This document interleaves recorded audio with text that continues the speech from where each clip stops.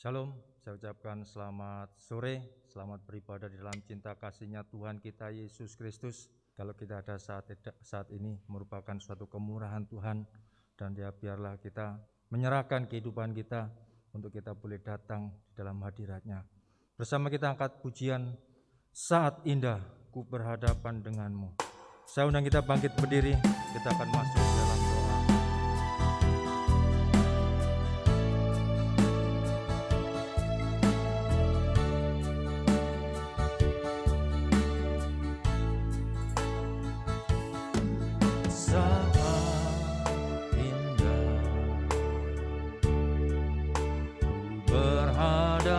Denganmu,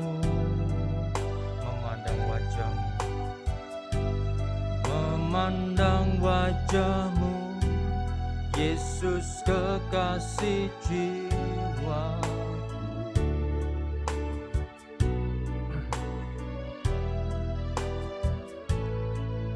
Bawa daku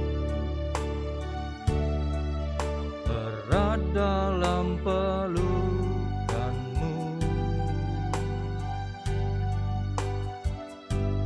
menikmati kasih dan indahnya hadirat. Sekali lagi kita dari atas.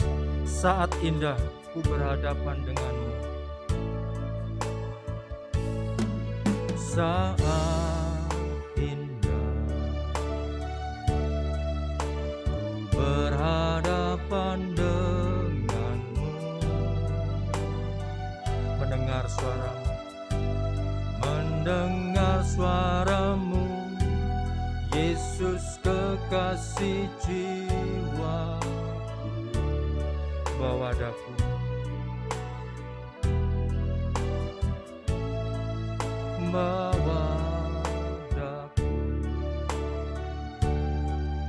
erat dalam pelukanmu, menikmati kasih dan indahnya hadiratmu Tuhan.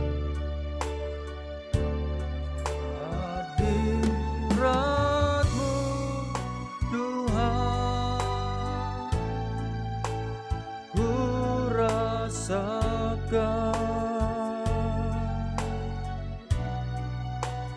kekudusan-Mu Bapa, penuhiku,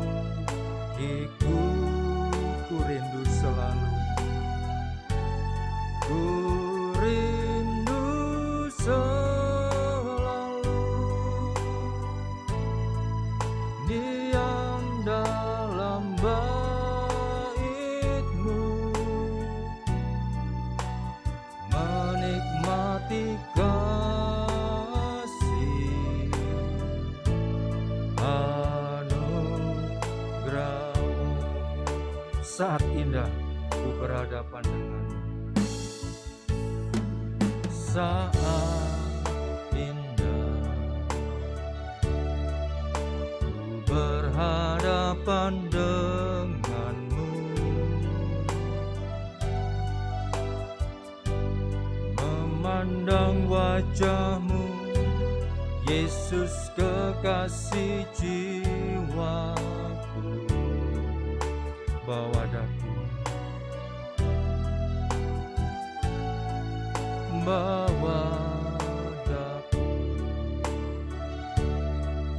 erat dalam pelukanmu, menikmati kasih dan indahnya hadirat-Mu Tuhan. Hadirat-Mu Tuhan, ku rasakan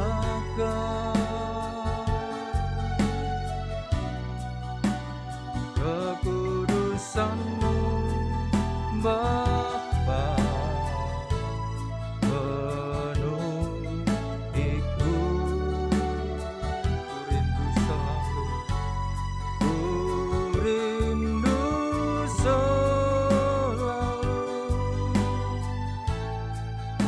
diam dalam bait-Mu,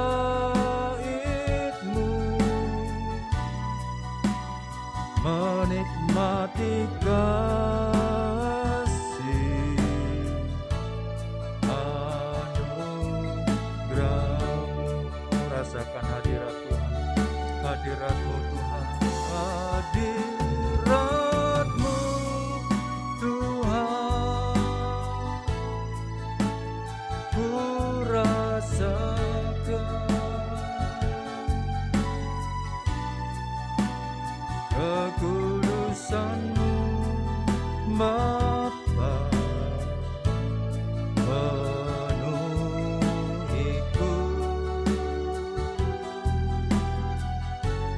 Ku rindu selalu diam dalam bait-Mu, menikmati kasih anugerah-Mu.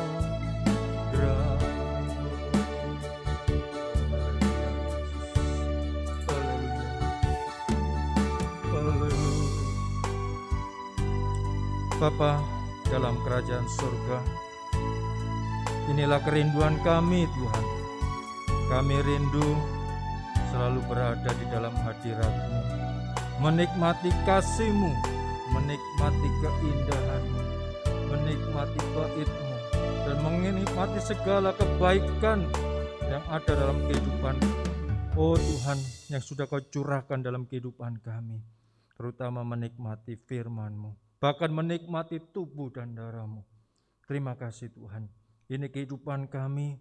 Kalau kami pada saat sore petang malam hari ini datang di dalam hadirat-Mu, kami mengetahui, kami sadar bahwa kami banyak kekurangan, kelemahan Tuhan. Kami membutuhkan Engkau, membutuhkan firman-Mu Tuhan. Tuhan, mari Engkau berhadirat beracara pada saat kebaktian, pada saat sore petang malam hari ini. Biarlah Kau mau merestorasi kehidupan kami. Oh Tuhan, ini hati kami, ini kehidupan kami. Kami mau buka Tuhan. Dan jangan Kau tanggungkan firman-Mu Tuhan, supaya kehidupan ini menjadi anak-anak-Mu yang dibenarkan, menjadi berkat, membawa saksian dimanapun Kau tempatkan kami berada. Terima kasih Tuhan, terima kasih. Oh Tuhan, Kau menyertai ibadah pada saat sore petang malam hari ini, dari awal pertengahan hingga akhirnya Tuhan. Segala pekerjaan setan, kuasa kegelapan, sakit, penyakit yang masih mau mengganggu kehidupan kami, bahkan mau mencuri firman-Mu. Oh Tuhan, izinkan kami panggil nama-Mu, berikan kuasa-Mu untuk mengusirkan segala pekerjaan setan, yaitu di dalam nama Tuhan Yesus Kristus, darah Yesus yang berkuasa. Terima kasih Tuhan. Kau urapi mulai dari hamba-Mu pujian, pemain musik, LCD, streaming, sound system, bahkan terlebih hamba-Mu yang akan menyampaikan berita kebenaran firman-Mu. Kau urapi dengan kuat kuasa dari, oh Tuhan, dari Roh Kudus-Mu Tuhan. Terima kasih Tuhan, terima kasih. Kami siap untuk memuji, memuliakan nama-Mu, mendengarkan firman-Mu Tuhan. Terima kasih Tuhan. Kami buka hanya di dalam nama Tuhan Yesus Kristus, mempelai pria surga. Haleluya, amin. Silakan duduk kembali, puji nama daripada Tuhan. Biarlah saat-saat ini kita benar-benar berada di dalam hadirat Tuhan. Kita pujikan, Tuhan menetapkan langkah-langkah orang. Haleluya.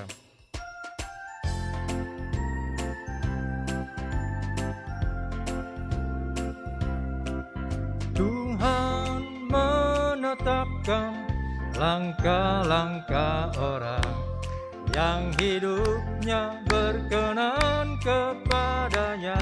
Amin.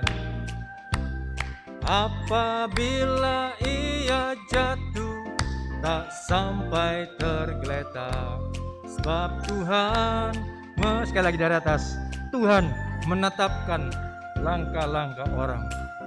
Tuhan menetapkan langkah-langkah orang yang hidupnya berkenan kepadanya. Apabila ia jatuh, tak sampai tergeletak, sebab Tuhan menopang tangannya, oh tangannya, tangannya, tangannya, sebab Tuhan menopang tangannya. Apabila ia jatuh, tak sampai tergeletak, sebab Tuhan menopang tangannya, tangannya, tangannya, tangannya, tangannya, sebab Tuhan menopang tangannya. Apabila ia jatuh, tak sampai tergeletak, sebab Tuhan menopang. Sekali lagi kita pujikan dari atas. Tuhan menetapkan langkah-langkah. Tuhan menetapkan langkah-langkah orang yang hidupnya berkenan kepadanya. Apabila ia jatuh, tak sampai tergeletak, sebab Tuhan menopang tangannya. Haleluya, tangannya, tangannya, tangannya, sebab Tuhan menopang tangannya. Apabila ia jatuh, tak sampai tergeletak, sebab Tuhan menopang tangannya, tangannya, tangannya, tangannya, tangannya, sebab Tuhan menopang tangannya.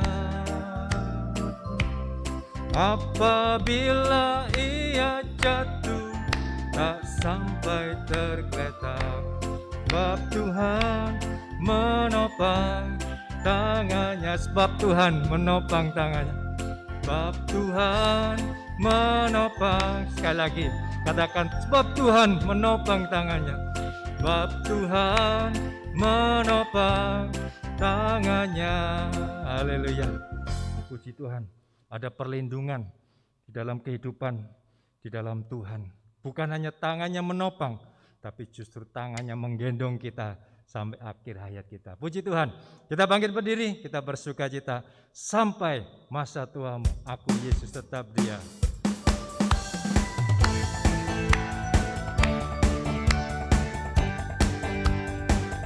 Sampai masa tuamu, aku Yesus tetap Dia. Dan sampai masa putih rambutmu, aku menggendongmu. Aku telah melakukannya dan mau menanggung kamu terus. Aku mau memikul kamu dan menyelamatkanmu sampai masa tuamu, sampai masa tuamu. Aku Yesus tetap Dia. Dan sampai masa putih rambutmu, aku menggendongmu. Aku telah melakukannya dan mau menanggung kamu terus. Aku mau memikul kamu dan sekali katakan, sampai masa tuamu, sampai masa tuamu. Aku Yesus tetap Dia. Dan sampai masa putih rambutmu, aku menggendongmu. Aku telah melakukannya dan mau menanggung kamu terus. Aku mau memikul kamu dan aku mau memikul kamu. Aku mau memikul kamu dan menyelamatkanmu. Haleluya. Silakan duduk kembali. Janji Tuhan, ya dan amin. Sampai masa tua kita, Tuhan masih mau menanggung kehidupan kita. Nyanyian pujian bagi-Mu Tuhan.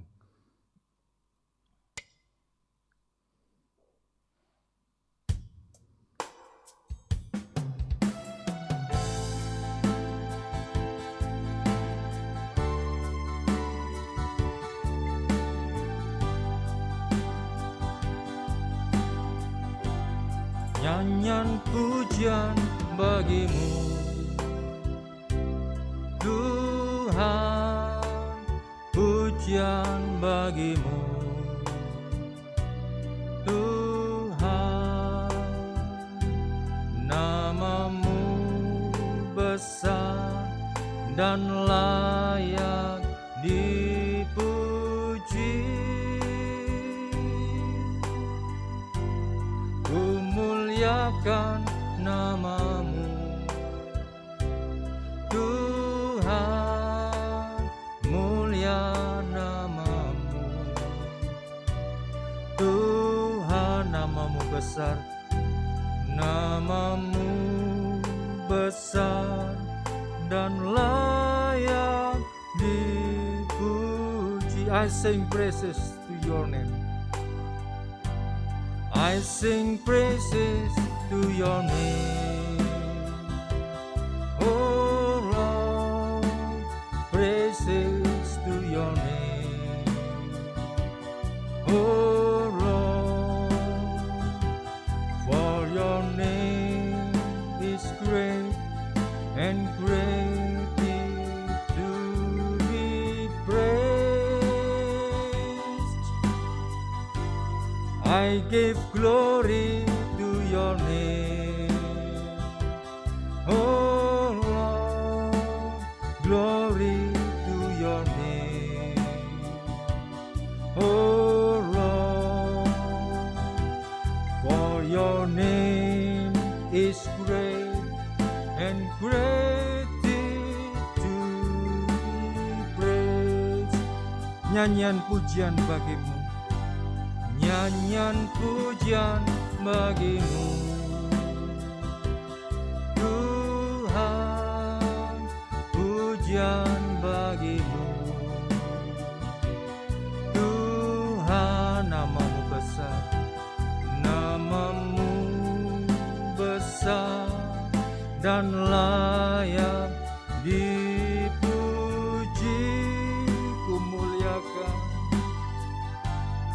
Ku muliakan nama-Mu Tuhan, mulia nama-Mu Tuhan, nama-Mu besar dan layak dipuji. Nama-Mu besar dan layak dipuji. Nama-Mu besar dan layak dipuji. Nama-Mu besar, nama-Mu besar dan layak dipuji. Hanya Tuhan yang layak ditinggikan, diagungkan. Siapakah manusia ini? Hanya seperti uap. Oleh sebab itu, biarlah kehidupan kita bisa kita letakkan di dalam firman Tuhan yang kekuatan kita. Bersama kita akan bangkit berdiri, kita akan menantikan pemberitaan firman Tuhan. Kita rindukan Tuhan berbicara dalam kehidupan kita. Saatnya menantikan Tuhan.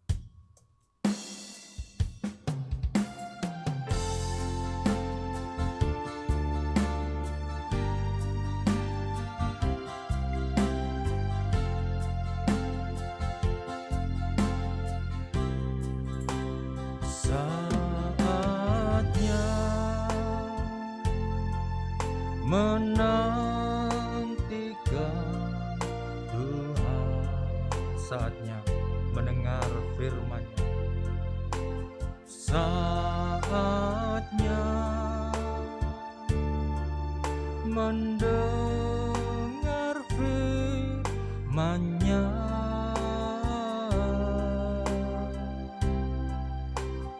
Jika bukan Tuhan, sia-sia segalanya. Saatnya menantikan Tuhan, saatnya menantikan Tuhan, saatnya menantikan Tuhan, saatnya mendengar firman-Nya.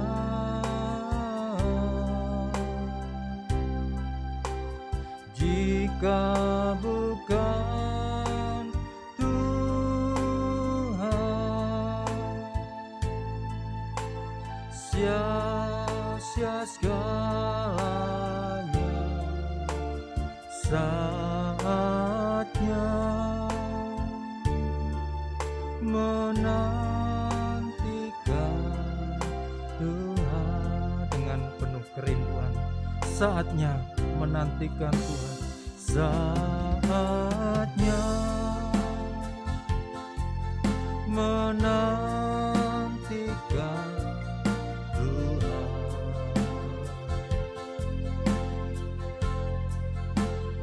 saatnya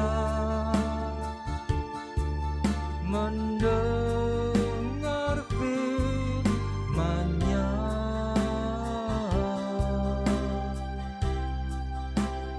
Jika bukan Tuhan, sia-sia segalanya. Saatnya menantikan. Sekali lagi pujikan, pelayanan selanjutnya saya serahkan Bapak Gembala.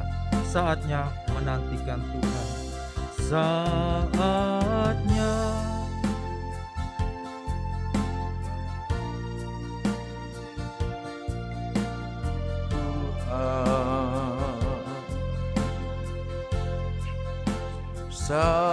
saatnya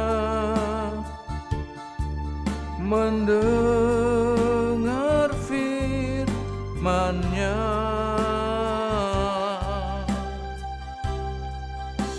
Jika bukan Tuhan, sia-sia segalanya. Saatnya menantikan Tuhan. Jika bukan Tuhan, jika bukan Tuhan,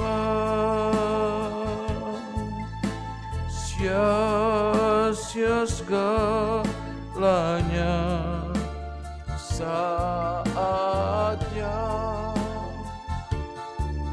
menantikan Tuhan. Terima kasih Tuhan. Kami duduk di bawah kaki-Mu, merendahkan diri seperti Maria duduk di bawah kaki-Mu untuk mendengarkan apapun yang Engkau ingin sampaikan kepada kami. Sebab kami percaya bahwa setiap perkataan yang keluar dari mulut-Mu, itulah yang menghidupkan kami, itulah yang menggairahkan kami, menyegarkan kami, bahkan memberikan kehidupan yang kekal. Terima kasih Tuhan, kuasa kegelapan mau mengganggu saat-saat kami duduk diam untuk mendengarkan perkataan-Mu. Namun kami akan memanggil nama-Mu, mengusirkan segala kuasa kegelapan yang mau mengganggu kami, yaitu di dalam nama Tuhan Yesus Kristus. Segala roh jahat setan kami usir semua pergi dalam nama Tuhan Yesus. Darah Yesus berkuasa, Dan biarlah urapan Roh Kudus-Mu mengurapi kami. Urapi hamba-Mu, urapi jemaat-Mu, urapi semua peralatan, semua sarana, semua Tuhan, pelayan-pelayan yang terlibat dalam pelayanan ini. Dan semua alat-alat Tuhan, bahkan jaringan internet yang membawa firman-Mu sampai ke dalam setiap rumah, bahkan dalam setiap kamar dari anak-anak-Mu yang beribadah. Biarlah dalam urapan Roh Kudus-Mu sehingga setiap kata firman-Mu itu menjadi berkat dalam setiap kehidupan kami. Terima kasih Tuhan, roh jahat, kuasa kegelapan mau mengganggu kami, patahkan dalam nama Tuhan Yesus. Biarlah kuasa roh yang dari tempat yang paling tinggi itu menaungi kami, melayakkan kami, memampukan kami menjadi pelayan-Mu, menyampaikan firman yang sangat dibutuhkan di akhir zaman ini. Terima kasih Tuhan, dalam nama Tuhan Yesus kami alaskan doa kami ini. Haleluya, amin. Puji Tuhan, saya mengucapkan salam sejahtera di dalam nama Tuhan Yesus Kristus untuk saudara yang beribadah di rumah masing-masing. Kita mengikuti dari tempat yang berbeda-beda, tetapi yakinlah bahwa Tuhan itu ada dimanapun saudara berada, dimanapun kita berada, sebab Dia adalah Allah bagi kita semua, memberikan firman tergantung bagaimana kita membuka hati, bagaimana kita sungguh-sungguh untuk mendengarkan apa yang Tuhan mau berikan bagi kita, sehingga apa yang Tuhan berikan itu tidak luput tetapi boleh menjadi bagian kita. Puji Tuhan, malam hari ini kita akan memeriksa firman Tuhan di dalam kitab Kisah Rasul pasal yang ke-9. Malam hari ini kan kita lihat bagaimana Tuhan akan berbicara dalam setiap kehidupan kita. Kitab Kisah Rasul pasal yang ke-9 ayat 1 sampai ayat yang ke-9 ya. Kitab Kisah Rasul pasal 9 ayat 1 sampai ayat yang ke-9. Saya ingin sudah membaca secara pribadi untuk kita bisa mendapatkan apa yang Tuhan ingin sampaikan bagi kita malam hari ini ya. Ayat yang ke-1 sampai ayat yang ke-9. Sementara itu, berkobar-kobar hati Saulus untuk mengancam dan membunuh murid-murid Tuhan.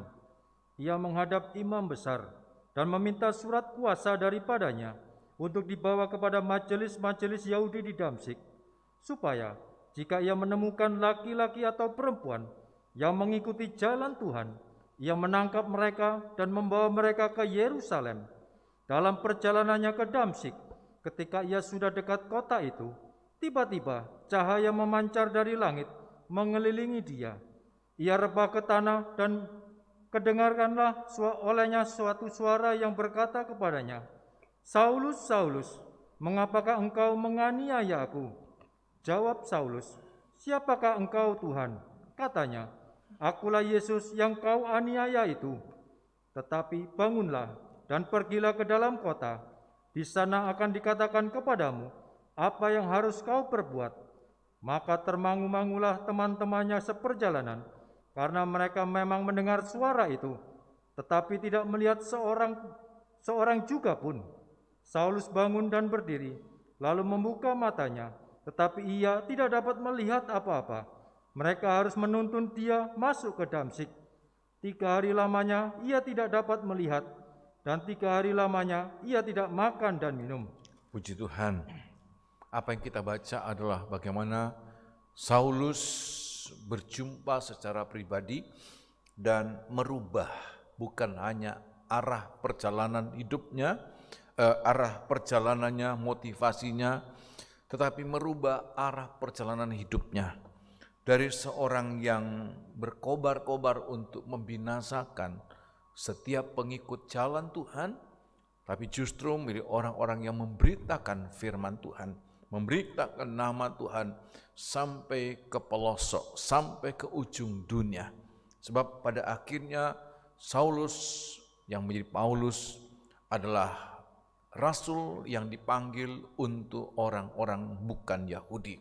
Sebagaimana juga Petrus dipanggil sebagai rasul bagi orang-orang Yahudi, orang-orang Israel, Saulus menjadi rasul bagi orang-orang bukan Israel, orang-orang kafir. Dan pekerjaannya dia lakukan dengan sepenuh hati, dengan sekuat-kuatnya, dengan segiat-giatnya. Dan dia katakan, kalau mengenai aktivitas dalam pemberitaan firman Allah, kami tidak kurang dari rasul-rasul yang luar biasa itu. Tetapi dalam segala hal, dia tidak membanggakan apa yang sudah dia kerjakan. Dia tidak membanggakan apa yang dia sudah capai. Tapi dia katakan, dalam segala hal, itu adalah pekerjaan dari kasih karunia Tuhan yang berkobar-kobar dalam hatiku.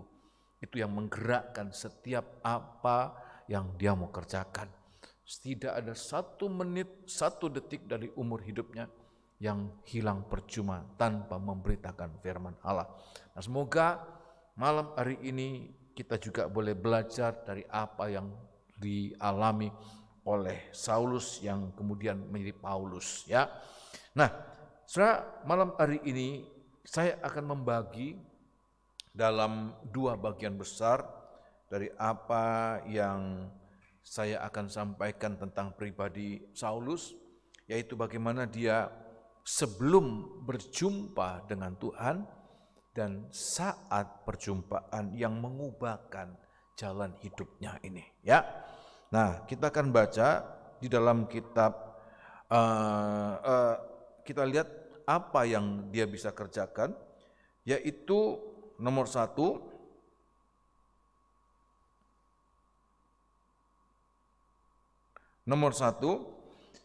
tentang hatinya. Bagaimana dengan hatinya? Ya, pada ayat yang pertama kita lihat ini hati dari Rasul Paulus sebelum dia berjumpa dengan Tuhan. Ya, dan semoga kita bisa melihat itulah yang harus kita alami dalam hari-hari ini, ya, untuk kita boleh mengalami keubahan atau perubahan hidup. Ayat yang pertama, perhatikan. Sementara itu, Ya, berkobar-kobar hati Saulus untuk mengancam dan membunuh murid-murid Tuhan. Ya, Ia menghadap imam besar ya, dan meminta surat kuasa daripadanya untuk dibawa kepada majelis-majelis Yahudi di Damsyik. terima kasih. Ayat yang pertama saja, ya. Kita lihat hati dari Saulus adalah hati yang penuh dengan kebencian. Hati yang penuh dengan, ya, angkara murka. Disebutkan berkobar-kobar hati Paulus untuk mengancam dan juga membunuh. Mengancam dan membunuh. Dia tanpa dia sadari, walaupun dia menjadi orang yang belajar banyak tentang Tuhan, dia mahasiswa bahkan sampai tingkat doktoral, ya, yang mempelajari tentang Tuhan, tapi ternyata hatinya, ya, ilmunya itu penuh di kepalanya, di pemikirannya, di pengetahuannya, tapi hatinya kosong dari pribadi Tuhan. Justru apa yang penuh dalam hatinya adalah kebencian. Dan sudah tahu, kebencian itu adalah isi dari iblis. Di dalam kitab Injil Yohanes pasal 8, taruh tanda di bagian ini. Nah, oleh sebab itu jangan kita pikir kita rajin ke gereja, ya, kita menjadi orang Kristen dari kecil, kita banyak pengetahuan tentang pengetahuan Alkitab, ya.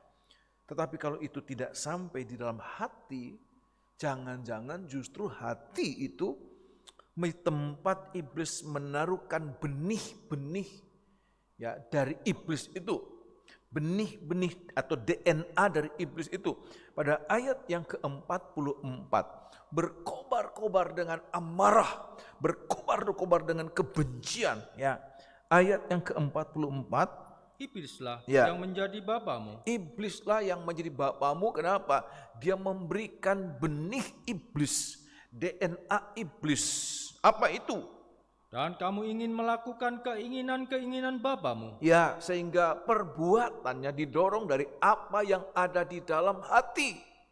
Berkobar-kobar dengan amarah, berkobar-kobar dengan kebencian. Sebab apa? Dia sudah melakukan semua upaya maksimal, tapi ternyata gereja masih eksis. Seperti dia setengah frustrasi itu. Untuk apa? Melakukan lebih lagi dari apa yang dia sudah lakukan. Ya, Iblislah yang di bapakmu karena kamu ingin melakukan keinginan-keinginan bapakmu. Ayat yang lanjut. Ia adalah pembunuh manusia Ya. sejak semula. Pembunuh manusia. Dan salah satu arti dari atau kenyataan dari pembunuh bukannya sekedar penghilangan nyawa, tapi rasa tidak suka, kebencian, itu adalah pembunuhan di mata Tuhan. Sebab Tuhan tidak melihat perbuatan yang nampak, yang dapat dijerat dengan hukum positif, tapi berdasarkan apa yang ada dalam hati. Kebencian, rasa tidak suka, itu merupakan pembunuhan. Teruskan. Dan tidak hidup dalam kebenaran. Ya. Sebab di dalam dia tidak ada kebenaran. Teruskan. Apabila ia berkata dusta, Kalau dia berkata dusta, ia berkata atas kehendaknya sendiri. Sebab ia adalah pendusta dan bapa segala dusta. Terima kasih. Ini yang harus kita mengerti. Bagaimana? Ya, kalau kita tidak benar-benar memberikan hati kita kepada Tuhan, maka iblis siap memberikan benih-benih yang tidak baik itu bagaikan ladang yang bukan ditaburi dengan gandum, tetapi ilalang itu bibit-bibit itu ditaburkan dalam setiap benih, ya, dalam setiap hati yang tidak benar, sungguh-sungguh memberikan untuk ditaburi dengan benih firman Allah. Oleh sebab itu malam hari ini, bagaimana kita memeriksa hati kita ini? Ya, jangan menjadikan hati kita ini jadi gudang atau tempat dari karakter iblis itu bercokol dalam hidup kita. Sehingga ayat mengatakan tanpa dia sadari, dia dipakai oleh iblis untuk menyuarakan apa yang ada pada iblis. Hatinya berkobar-kobar, ya, untuk apa? Menangkap, menyiksa, mengancam dan membunuh. Di dalam kitab 1 Petrus pasal 5, perhatikan 1 Petrus pasal yang kelima, Petrus mengatakan praktek dari iblis yang ada di sekitar kita, ya, seperti apa? Ayat yang ke-8, perhatikan.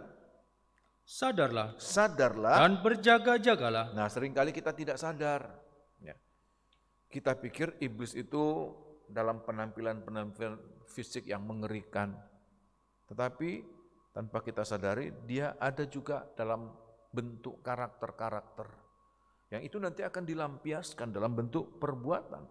Ya, dia mengancam, ya, berjaga-jagalah, lawan musuh iblis. Berjalan keliling sama seperti singa, ya, yang mengaum-ngaum. Auman dari singa itu belum berbuat apa-apa. Itu baru suatu ancaman. Ya. Seperti itu juga yang dikerjakan oleh Saulus untuk orang-orang Kristen, ya. Dia mengaum-ngaum untuk apa? Dan mencari orang yang dapat ditelannya. Kalau kita kembali dalam kitab Kisah Rasul pasal 9 ayat yang pertama, Saudara, bahwa tujuan dia mengancam dan membunuh murid-murid adalah untuk membuat murid-murid Tuhan itu sebagai orang yang murtad pada akhirnya. Kecewa dan menolak Tuhan. Sebab apa? Ada ancaman bagaikan auman singa. Dengan ancaman ini, kalau kita tidak merasakan bagaimana penyertaan Tuhan itu dahsyat dalam hidup kita, maka itu akan membuat seluruh orang yang mendengar ancaman itu gemetar, ya, dan hilang kekuatannya, hilang kemampuannya untuk bertahan. Tetapi kalau dia senantiasa dekat kepada Tuhan sebagai orang yang tergembala, nah oleh sebab itu singa ini mencari orang-orang yang tidak tergembala. Sebab kalau ada gembala, seperti Daud mengatakan, aku menangkap janggut dari singa yang mengaum itu, kuhajar. Kalau ada domba yang sempat diterkam, ada dalam mulutnya, aku lepaskan dia. Oleh sebab itu, pentingnya kita ada dalam penggembalaan. Prakteknya apa? Bukannya sekedar rajin ke gereja, tapi bagaimana kita hidup dalam firman penggembalaan. Ya, untuk apa? Memberikan kita kekuatan di dalam segala hal. Kita akan mendengarkan suara-suara itu bagaikan suara yang menakutkan. Tujuannya satu. Untuk apa? Membuat kita ciut. Ya, membuat kita murtad. Walaupun sebenarnya belum mengalami apa-apa.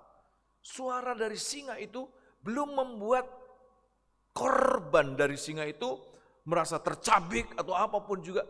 Tapi ancaman lewat auman itu meluluh lantakkan semua kekuatan yang ada. Kenapa? Dia tidak bersandar pada gembala. Oleh sebab itu pentingnya kita hidup tergembala. Tergembala dengan praktek kita merasakan bahwa firman-firman itu menggembalakan kita, memberi makan kita, menuntun kita, mengayomi kita di saat-saat kita membutuhkan pembelaan. Sebab walaupun singa berjalan mengaum-ngaum berkeliling di tengah-tengah kita, ya, di sekitar kita, kalau gembala itu ada bersama kita, Raja Daud mengatakan, walaupun aku berjalan di lembah kekelaman, ada banyak serigala, ada banyak singa yang mempelototi anak domba, seolah-olah dia berjalan sendirian. Tapi Daud mengatakan, aku tidak berjalan sendirian, sebab dia menyertai aku dengan gada dan tongkat, yang senantiasa menghibur aku. Itulah firman Tuhan, firman yang menggembalakan kita, menuntun setiap langkah kita. Sehingga sekeras apapun bentuk ancaman,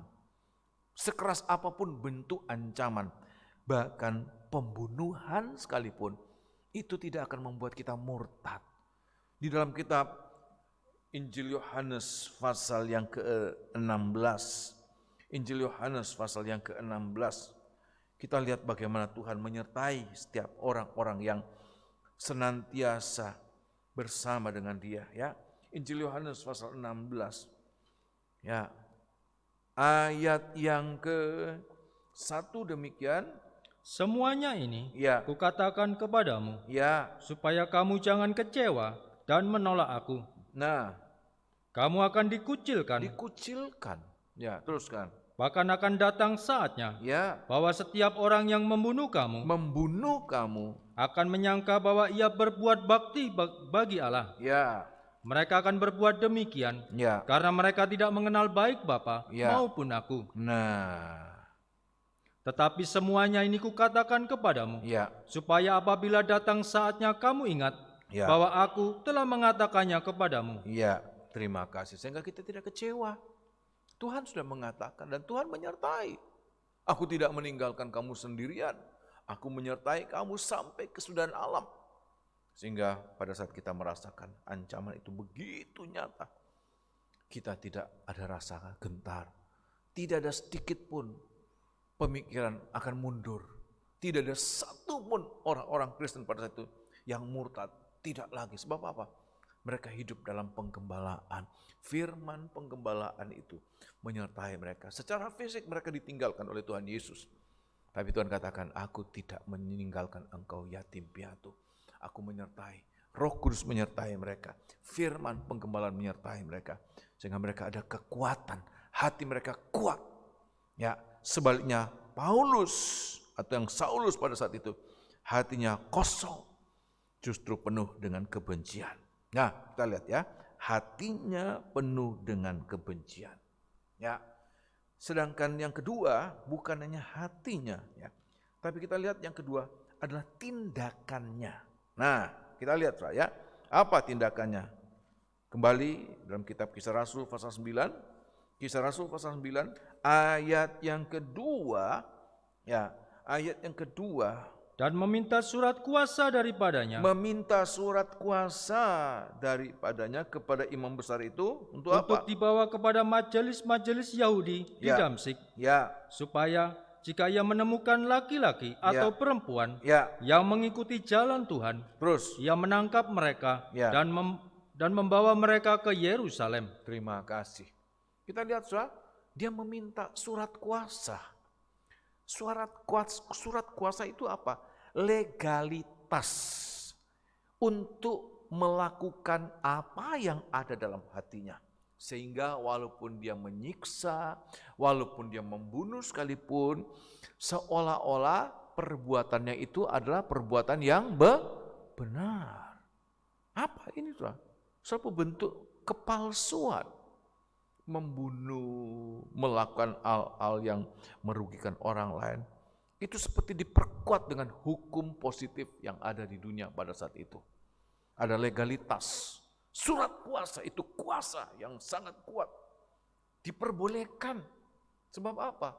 Sebenarnya ya, imam-imam kepala itu bukan penguasa. Penguasa itu adalah orang-orang Romawi. Mereka penguasa formal pada saat itu. Tetapi orang Romawi mengakui Yahudi itu, agama Yahudi itu sebagai agama pada saat itu. Sehingga semua keputusan itu seperti mendapatkan support dari pemerintah pada saat itu. Dan kita lihat Paulus menggunakan kesempatan ini. Dia berlindung di balik hukum yang sedang berlaku di saat itu. Untuk apa? Melakukan tindakan-tindakan. Membunuh, menganiaya, mengancam. Seperti suatu perbuatan yang legal. Yang tidak dijerat dengan ya hukum-hukum yang ada di dunia. Dia tidak tahu bahwa Allah itu Allah yang baik, Allah sebagai hakim yang baik, dia menilai segala sesuatu.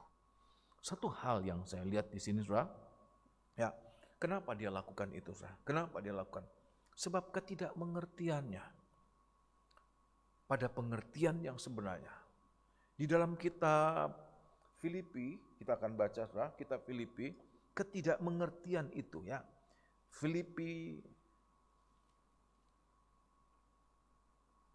Kisah Rasul pasal 26 lebih dulu ya. Kitab Kisah Rasul pasal 26. Kitab Kisah Rasul pasal 26 ayat yang ke-9 ya. Pengertiannya yang kosong terhadap kebenaran ya, perhatikan, itu mendorong perbuatannya perbuatan yang dia anggap benar. Kisah Rasul pasal 26 ayat yang ke-9. Kitab Kisah Rasul pasal 26 ayat yang ke-9. Bagaimanapun juga, ya, aku sendiri pernah menyangka ya, bahwa aku harus keras bertindak menentang nama Yesus dari Nazaret. Ini pengertiannya. Tadi hatinya, ini sekarang pengertiannya ya. Ya, teruskan. Hal itu kulakukan juga di Yerusalem. Ya. Aku bukan saja telah memasukkan banyak orang kudus ke dalam penjara. Ya. Setelah aku memperoleh kuasa dari imam-imam kepala. Nah, tetapi aku juga setuju jika mereka dihukum mati. Terus, terima kasih. Jadi kita lihat, Saudara, ternyata pengertian kita tentang Tuhan. Sebab kalau kita lihat ayat sebelumnya, bagaimana dia dari kecil sudah dididik dalam adat istiadat orang Yahudi. Sebab dia orang Ibrani asli, menurut pengakuannya, dia dari suku Benyamin, walaupun dia besar di tempat yang berbeda di luar Israel, dia sebagai diaspora, ya. Di Tarsus itu wilayah yang lain, ya. Di Syria, tetapi adat istiadat orang Yahudi itu sudah melekat dalam pribadinya sejak kecil. Dia lakukan, bahkan bukannya dia pelajari secara informal, tapi dia belajar secara formal. Baik tingkat dasar, tingkat menengah, sampai tingkat perguruan tinggi. Dan dia tidak sekolah di tempat yang abal-abal, dia sekolah sungguhan. Dia bukan bersekolah untuk mengejar gelar, sarjana teologi atau master atau doktor, tidak. Tapi dia ingin mendapatkan ilmu. Dia belajar dari seorang dosen, seorang profesor yang luar biasa yang bernama Gamaliel. Dan dia bersaksi bahwa di antara teman-teman sebayanya, dia yang paling maju. Tapi kita lihat di situ, pengetahuannya yang banyak tentang ilmu ketuhanan, tanpa perjumpaan secara pribadi dengan Tuhan, membuat pengertiannya salah, membuat hatinya kosong. Buktinya apa? Dia pikir dia membela Tuhan. Dia pikir membela kewibawaan Tuhan yang dilecehkan oleh orang-orang Kristen. Dia pikir dia begitu, dengan mengancam, memasukkan dalam penjara, menganiaya, membunuh sekalipun. Dia pikir itu suatu kebenaran, tapi bukan kebenaran, pembenaran. Ternyata pengertiannya, hatinya kosong dari pribadi Allah, pengertiannya melenceng. Yang dia pikir melakukan apa yang benar, justru yang dia kerjakan menganiaya Tuhan. Yang dia pikir membela Tuhan, tetapi dalam perbuatannya karena pengertiannya salah, Yang terjadi apa? Justru dia menganiaya Tuhan. Nah, oleh sebab itu hari-hari ini saudara, kita perlu hati kita, pengertian kita diisi dengan pengertian yang benar. Untuk itu kita harus merendahkan diri, mengosongkan diri. Saulus dia orang yang memang dia sombong tetapi ada alasan untuk sombong. Jangan sampai sombong gak punya alasan untuk sombong. Jangan. Yang ada alasan untuk sombong saja tidak boleh. Tuhan katakan, kamu orang yang kaya jangan bermegah karena kekayaanmu. Orang yang bijaksana jangan bermegah karena kebijaksanaanmu.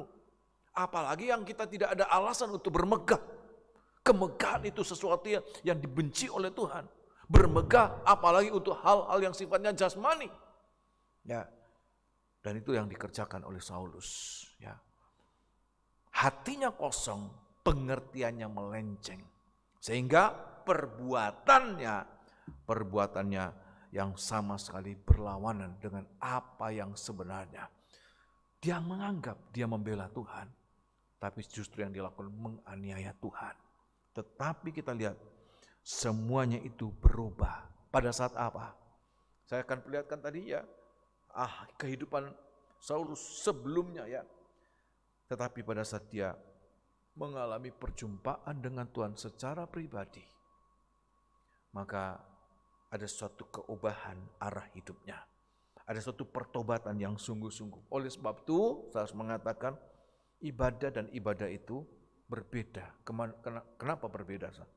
Ada orang yang beribadah untuk menyenangkan selera, ya kesenangannya, ya selera seninya, ataupun untuk mengisi rasa ingin tahunya secara teologis, ya tentang siapa Tuhan. Saulus itu dia belajar sungguh-sungguh, dia tahu, tapi ternyata dia tidak mengenal pada hakikatnya. Dia tidak mengenal siapa Tuhan itu, siapa Allah itu, yang dia anggap dia bela mati-matian, justru dia aniaya sungguh-sungguh. Ya, hatinya kosong, pengertiannya melenceng, sehingga apa-apa yang sifatnya jasmani tidak menjamin bahwa seseorang itu mengenal Tuhan dengan benar.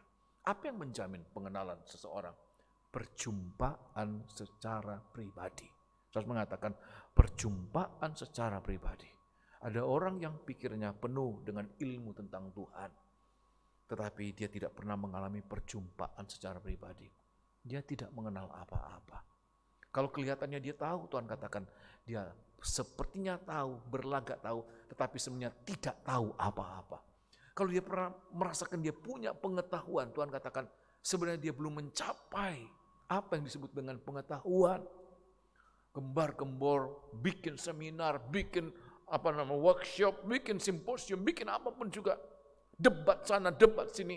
Tuhan katakan sebenarnya dia tidak tahu apa-apa. Buktinya seperti Saulus, nggak tahu apa. Kenapa? Secara pribadi dia tidak pernah berjumpa dengan Tuhan. Dia hanya berjumpa lewat ilmu, tapi tidak berjumpa secara pribadi dengan Tuhan. Nah, oleh sebab itu ini yang ingin saya dorong kita alami setiap hari, baik dalam ibadah-ibadah formal seperti sekarang maupun ibadah secara pribadi. Bagaimana doa-doa saudara? Jangan sekedar formalitas, bangun tidur berdoa, mau tidur berdoa, tetapi tidak ketemu Tuhan sama sekali. Ya, baca firman pun demikian. Tidak melihat wajah Tuhan, tidak mendengar suara Tuhan, tidak ketemu Tuhan, pribadi Tuhan sama sekali. Ini yang ingin kita alami di hari-hari. Sebab apa? Itu sangat penting. Jalan arah hidup kita tergantung bagaimana seseorang itu berjumpa dengan Tuhan. Kita lihat dalam banyak cerita, peristiwa yang terjadi semasa Tuhan ada di bumi ini. Setiap kali orang berjumpa dengan Tuhan secara pribadi, maka dia akan mengalami keubahan hidup, perubahan. Yang tadinya orang yang tidak berguna dipakai oleh Tuhan. Semua murid-murid Tuhan itu berubah saat mereka berjumpa dengan Tuhan secara pribadi. Seorang wanita Samaria berjumpa secara pribadi, mengalami keubahan, dipakai oleh Tuhan. Oleh sebab itu ini yang harus kita alami. Nah, kita kembali dalam kitab Kisah Rasul pasal 9, seperti apa perjumpaannya? Ya, pada ayat yang ketiga, ya, dalam perjalanan ke Damsyik, ya, ini Syria, ya, ibu kotanya Syria, terus kan? Dalam perjalanannya ke Damsyik, ketika ia sudah dekat kota itu, Ya, tiba-tiba cahaya memancar dari langit mengelilingi dia. ada cahaya yang memancar dari langit mengelilingi dia.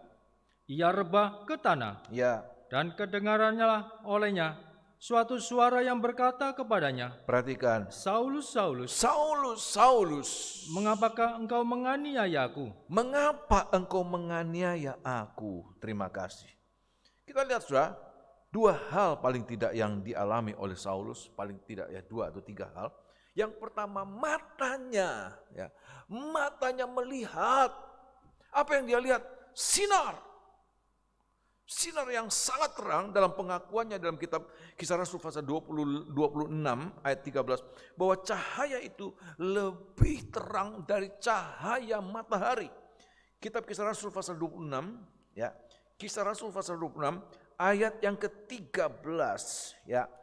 26 ayat yang ke-13. Perhatikan. Tiba-tiba, Ya. ya Raja Agripa, pada tengah hari bolong, Ya. aku melihat di tengah jalan itu Ya, cahaya yang lebih terang daripada cahaya matahari. memperlihatkan bahwa yang dia lihat itu bukan cahaya matahari. Cahaya matahari itu ya tengah hari bolong. Saya tidak tahu bahasa Indonesia kok menggunakan Alkitab bahasa Indonesia. Tengah hari bolong itu ya kira-kira jam 12. Panas-panasnya, terang-terangnya, terik-teriknya. Ya, kalau malam hari mengalami hal demikian ya kita wajar, tapi ini siang. Tapi kita lihat ada cahaya yang lebih kuat intensitasnya dari cahaya matahari. Cahaya itu sangat kuat. Seolah-olah cahaya matahari itu tidak berdampak. Ya, sekali lagi, Tiba-tiba, Ya. ya Raja Agripa, pada tengah hari bolong, Ya. aku melihat di tengah jalan itu ya, cahaya yang lebih terang daripada cahaya matahari ya, turun dari langit, ya, meliputi aku dan teman-teman seperjalananku. sehingga Kami semua rebah ke tanah, ya, dan aku mendengar suatu suara yang mengatakan terima kepadaku, kasih. Jadi kita lihat saudara, bagaimana ada cahaya, matanya melihat cahaya. Apa ini saudara? Bagaimana kita harus hari-hari ini memandang kemuliaan Tuhan. Hari-hari ini, bagaimana Tuhan memberikan kita mata jasmani, terutama mata hati, untuk bisa melihat hadirat Tuhan lewat apa? Kemuliaan Tuhan. Kalau kita tidak pernah melihat kemuliaan Tuhan, maka kita menganggap bahwa kemuliaan-kemuliaan yang lain itu sangat berarti. Coba bayangkan, saudara, matahari lagi terik-teriknya, jam 12 kira-kira, tapi seolah-olah cahaya matahari bukan apa-apa. Sebab apa? Ada cahaya yang lebih kuat dari cahaya matahari. Itulah cahaya dari pribadi Allah sendiri. Dialah terang yang sesungguhnya. Sehingga hari-hari ini orang yang tidak pernah melihat kemuliaan Allah, dia akan membangga-banggakan kemuliaan yang lain. Kira-kira begitu saudara ya. Orang kalau tidak pernah melihat kemuliaan yang sesungguhnya, kemuliaan-kemuliaan yang lain itu seolah-olah berharga bagi dia. Tapi kalau seseorang sudah melihat kemuliaan Allah, kemuliaan yang lain itu tidak ada artinya. Dia tidak membanggakan dan tidak tertarik. Kalau kita masih bisa membanggakan pencapaian kita, gelar kita, apa yang kita miliki, mobil, motor, rumah, anak, ada semuanya. Ada seolah-olah ada kebanggaan-kebanggaan untuk hal-hal yang kita anggap mulia, maka itu bukti sebenarnya kita belum bertemu dengan Tuhan. Orang yang bertemu dengan Tuhan tidak pernah akan bisa membanggakan yang lain kecuali siapa? Tuhan. Apalagi dia malu. Ya, kamu agamanya apa? Nah itulah urusan pribadi, tidak usah kamu tanya. Ya. Dia malu mengatakan bahwa dia pengikut Kristus.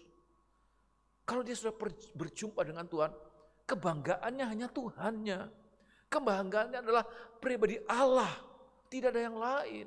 Itulah yang dia lihat, itu yang menarik hatinya, pandangan hidupnya. Yang dia kejar bukan yang lain. Bukan berarti sudah malas-malasan, kerja asal-asalan, yang penting ibadah. Ya tidak begitu juga. Ibadah, kerja yang sungguh-sungguh. Tapi ibadahnya itu lebih serius. Dan tidak pernah merasa ada kebanggaan-kebanggaan lain. Ada kebahagiaan-kebahagiaan lain. Selain kebahagiaan bersama dengan Tuhan. Sehingga, perhatikan, orang yang demikian ini, mata hatinya, pengertiannya semakin terbuka. Di dalam kitab 2 Korintus pasal yang ketiga, mata terbuka untuk memandang kemuliaan Tuhan. 2 Korintus pasal 3, seringkali saya bacakan ini ayat ini, ayat yang ke-18. Tapi kalau tidak, yang lain menjadi kebanggaannya. Maafkan, seorang hamba Tuhan bisa bermegah. Gerejanya bagus, ya. Bagaimana dia foto di depan gerejanya, dia foto di depan jemaatnya yang banyak, yang hebat-hebat. Itu jadi kebanggaannya, bisa. Ya. Bukan Tuhan yang menjadi kebanggaannya. Saudara, membuktikan dia hanya mengenal Tuhan secara ilmu, tapi tidak pernah berjumpa dengan Tuhan. Matanya tidak pernah, buktinya apa? Dia membanggakan yang lain, lebih dari Tuhan. Ya. Orang yang melihat kemuliaan Tuhan tidak pernah membanggakan dan tidak pernah tertarik untuk kemuliaan-kemuliaan yang lain. Sebab terang kemuliaan dari Allah itu mempengaruhi dia, menguasai dia. Bahkan sepertinya dibutakan untuk kemuliaan-kemuliaan yang lain. Orang katakan, ya orang sudah aneh. Tapi sebenarnya itulah yang sesungguhnya, saudara. Jadi ekstrim, gak tertarik lagi kesenangan-kesenangan dunia. Bukan seperti itu juga, dia senang, bisa diajak pergi-pergi. Tapi bukan menjadi sesuatu yang wah bagi dia. Ya, tolong baca ya. Ayat yang ke-18. Dan kita semua ya, mencerminkan kemuliaan Tuhan, memandang kemuliaan Tuhan dengan muka yang tidak berselubung. Ya. Dan karena kemuliaan itu datangnya dari Tuhan, perhatikan, yang adalah Roh, ya, maka kita diubah menjadi serupa dengan gambarnya. Semakin hari semakin mulia, semakin hari semakin serupa dengan Tuhan. Teruskan. Dalam kemuliaan yang semakin besar. Terima kasih. Seperti Tuhan Yesus. Dia raja dari sorga. Sehingga waktu ditanya, kamu raja? Ya. Dia katakan, kerajaanku bukan dari bumi ini. Aku tidak bangga, tidak megah, ya, tidak bermegah dengan kedudukan sebagai raja di bumi ini. Kerajaan di bumi ini tidak ada artinya. Kerajaanku datang dari surga. Ya. Itu yang menjadi kemegahannya, bukan apa-apa yang duniawi. Dia sama sekali tidak merasa merana. Ya. Bagi dia mau naik bukan mobil ya, naik keledai ya. Naik perahu, naik jalan kaki, tidak menjadi masalah. Sehingga kalau kita mempermasalahkan, kenapa saya cuma ini, kenapa saya tidak mendapatkan seperti orang lain, membuktikan bahwa kita belum sampai memandang Tuhan dalam kemuliaan. Orang kalau memandang kemuliaan, arah pikirannya bahwa dunia dengan segala gemerlapnya itu tidak memberikan kebahagiaan. Sebab apa? Kebahagiaannya adalah kebahagiaan surga yang tidak dapat dibandingkan dengan kebahagiaan dunia ini. Seperti terangnya matahari tidak dapat menandingi sinar terang yang datang dari surga. Terangnya matahari itu tidak dapat menandingi terang sinar kemuliaan yang dari surga. Sehingga orang-orang demikian tidak bisa disilaukan, tidak bisa membuat dia tertarik pada hal-hal yang lain. Ketertarikannya cuma satu, Tuhan dan Tuhan. Dan Tuhan. Amin kasih. Jujur, ya kita belum mencapai seperti itu, saudara. Sebab apa? Perjumpaan kita belum sampai intim dengan Tuhan. Ya, tapi Alkitab mengatakan, tapi walaupun kita belum sampai mengenal Dia dengan sempurna, tapi ada kerinduan, saya mau bertemu dengan Tuhan, saya mau bergaul dengan Tuhan setiap saat. Sebab untuk menjadi sempurna seperti Dia, itu tidak seperti membalik tangan, melewati suatu proses yang panjang. Proses yang panjang dan berulang-ulang. Seperti ayat mengatakan, kita diubah serupa dengan gambarnya dalam kemuliaan yang semakin apa, saudara? Semakin besar. Tidak langsung sempurna, tapi bertahap dan gradual dari waktu ke waktu. Oleh sebab itu di hari-hari ini kita harus semakin punya ada satu momentum bagaimana kita mengalami perjumpaan. Perempuan Samaria saat pertama kali dia katakan, mungkinkah? Dia tidak langsung mengatakan, dia Kristus. Belum sempurna pengenalan kita. Tapi dia sudah mengalami. Sehingga dia tidak tertarik lagi pada kesenangan-kesenangan yang lain. Pandangannya tertuju kepada dia. Itu meluap dalam hatinya, dalam perkataannya. Dimanapun dia berada, dia kepengen bersaksi. Pengalaman hidup berjumpa dengan Tuhan itu sangat amat berkesan. Kalau kita belum sampai mengalami demikian, itu menjadi doa kita, kerinduan kita. Tuhan, saya ingin melihat Engkau. Saya ingin melihat kemuliaan-Mu. Tidak pernah melihat sinar seterang itu. Ya, supaya apa? Supaya kalau kita melihat cahaya yang demikian, kita tidak lagi menginginkan kemuliaan-kemuliaan yang lain. Petrus, waktu dia melihat Tuhan Yesus dalam kemuliaannya, dia kepengen turun. Dia katakan kepada Tuhan, Tuhan, izinkan aku membangun 3 kemah. 1 untuk Engkau, 1 untuk Musa, 1 untuk Elia. Gak kepengen turun. Sehingga saya heran kalau ada orang yang mengatakan, ya sudah pernah ke surga, ya, dan dia mau senang-senang di bumi ini, ya terlihat dia puas dengan kesenangan dunia ini. Omong kosong. Orang kalau sudah ke surga, ya udah kepengen turun lagi, gak kepengen turun lagi. Ya kalau bisa masuk lagi kan. Kalau dia kemudian tidak bisa masuk lagi kan bahaya, saudara. Gak kepengen turun. Sehingga kalau sudah melihat surga tapi masih hidupnya duniawi, omong kosong. Oleh sebab itu malam hari ini yang membuat kita berubah arah hidup kita. Pandangan hidup kita ini. Sudahkah kita memandang kemuliaannya? Oleh sebab itu kita berdoa, Tuhan, kok saya tidak pernah tercekam, tertarik, mengagumi firman-Mu, Tuhan. Itu doa kita. Kok aku tidak bisa kagum akan firman-Mu? Saya kagum dengan barang-barang yang lain, kesenangan-kesenangan yang lain. Tapi tidak pernah kagum dengan Engkau, Tuhan. Membuktikan kita tidak pernah berjumpa dengan Tuhan. Memang kita ke gereja, memang saya berkhotbah, memang kita melayani. Ya, tapi pada dasarnya kita tidak pernah berjumpa secara pribadi dengan Tuhan. Sehingga tidak pernah merasa bahwa kebahagiaanku adalah Tuhan. Pribadi Tuhan, perjumpaan dengan Tuhan itu sukacitaku, tidak pernah merasakan. Ini yang pertama ya. Kemudian bukan hanya matanya melihat sinar yang kuat, tapi ayat mengatakan telinganya mendengar. Apa yang dia dengarkan? Tolong baca Kitab Kisah Rasul pasal yang ke-9 tadi ya. Matanya melihat, telinganya mendengar. Ya. Ia rebah ke tanah, dan kedengaranlah olehnya suatu suara yang berkata kepadanya, Perhatikan. Saulus, Saulus, Saulus, Saulus, mengapakah engkau menganiaya aku? mengapa engkau menganiaya aku? Jawab Saulus, Ya. siapakah engkau, Tuhan? Ya. Katanya, akulah Yesus Akulah yang kau Yesus aniaya yang itu. kau aniaya itu. Teruskan. Tetapi bangunlah dan Bangunlah. pergilah ke dalam kota. Ya. Di sana akan dikatakan kepadamu Ya. apa yang harus kau perbuat. Terima kasih. Sampai pada ayat itu, saudara. Dari ayat yang kita baca tadi, dia mendengar suara dari surga. Kira-kira nadanya marah, kebencian, penghukuman, atau nadanya kasih. Lalu saudara, marah atau kasih? Kasih. Nada yang dia dengarkan bukan nada amarah, murka.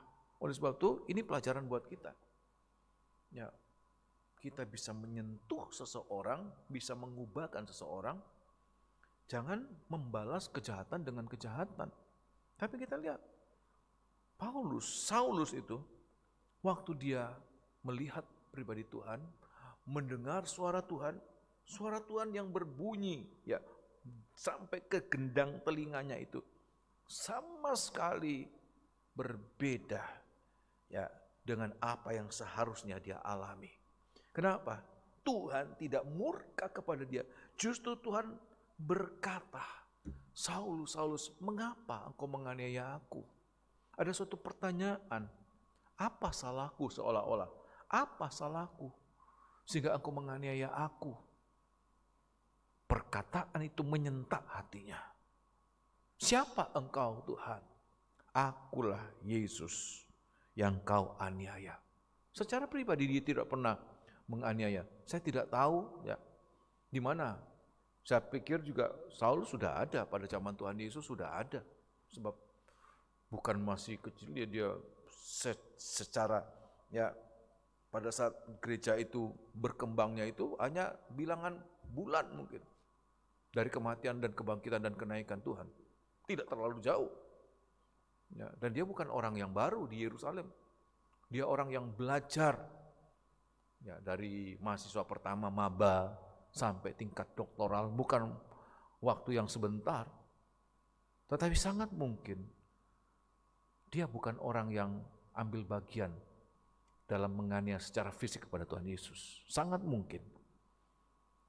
Sehingga dia merasakan, aku tidak pernah menganiaya Yesus. Tapi Tuhan katakan, kamu menganiaya aku. Kenapa? Engkau menganiaya pengikut-pengikutku. Engkau benci kepada mereka. Oleh sebab itu ini menjadi pengertian kita, bahwa kalau kita mengalami kesulitan, dipersulit, sebenarnya bukan kita yang dianiaya, Tuhan yang dianiaya.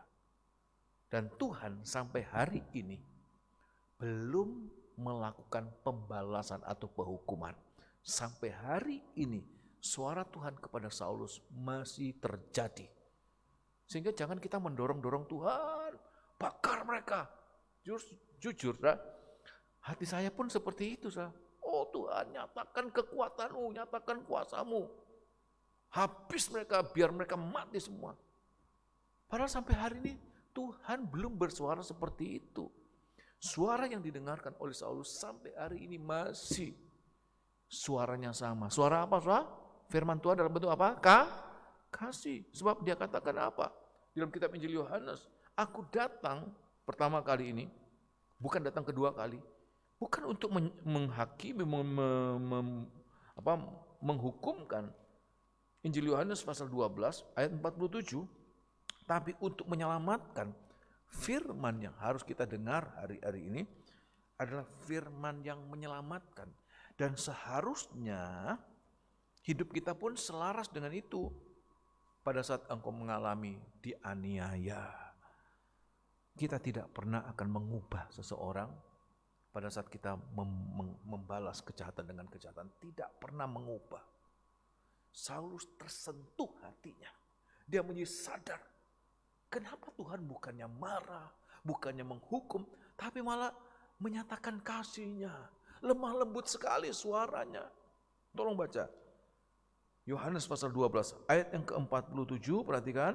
Dan jikalau seorang mendengar perkataanku, Ya. tetapi tidak melakukannya, Ya. aku tidak menjadi hakimnya. Ya. Sebab aku datang bukan untuk menghakimi dunia, Aku datang bukan untuk menghakimi atau menghukumnya, melainkan untuk menyelamatkannya. menyelamatkannya. Ya, terima kasih. Jadi kita lihat bagaimana Tuhan datang dengan firman untuk menyelamatkan. Sebab memang saya harus mengatakan, orang-orang yang menyiksa kita, mempersulit kita, mereka juga korban. Korban dari apa? Korban dari ketidakmengertian mereka.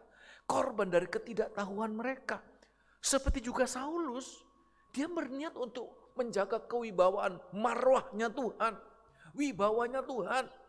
Ketidaktahuannya membuat dia garang, menjadikan dia penghujat, menjadikan dia penyiksa Tuhan. Sehingga mereka pun itu perlu kita kasihani, orang-orang yang demikian. Bukan untuk Tuhan kirimkan api dari langit, membakar habis mereka dan keturunannya. Bukan.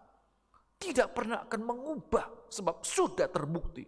Kejahatan tidak bisa dikalahkan dengan kejahatan. Tapi kita baca Roma pasal yang ke-12, ya. Roma pasal 12. Tapi dengan kasih Itu yang suara itu, nada itu yang didengarkan oleh Saulus. Firman Tuhan datang, suara Tuhan datang dengan kasih. Seharusnya dikatakan, Saulus, kamu harus mati. Kamu sudah menganiaya aku, kamu berani yang menganiaya aku, kamu harus tanggung. Seharusnya suara itu yang didengarkan. Dia tidak mendengarkan suara itu, sebab Tuhan katakan apa? Aku datang bukan untuk menghakimi, bukan untuk datang untuk menghukum. Kalau kita datang menghukum, berarti kita mengambil porsinya Tuhan, pekerjaan Tuhan. Kita mau lebih dari Tuhan. Wong Tuhan sampai hari ini belum menghukum kok. Mau kita menghukum sah. Apalagi mengatasnamakan dalam nama Tuhan, terkutuk engkau. Bukan. Ya. Sebab mereka pun korban sah. Mereka pun korban. Bukan cuma kita jadi korban, mereka pun korban dipakai jadi alatnya iblis ya. Tanpa mereka sadar. Seperti Saulus, mereka mempersulit orang Kristen, menganiaya, membunuh tanpa mereka sadari. Mereka dipakai oleh iblis karena ketidakmengertiannya. Karena kekosongan hatinya. Ilmunya penuh di kepala. Tapi sebenarnya mereka kosong. Pengertian mereka sesat. Ya, Roma pasal 12. Suratan Roma pasal 12. Roma pasal 12. Oleh sebab itu jangan membalas kejahatan dengan kejahatan.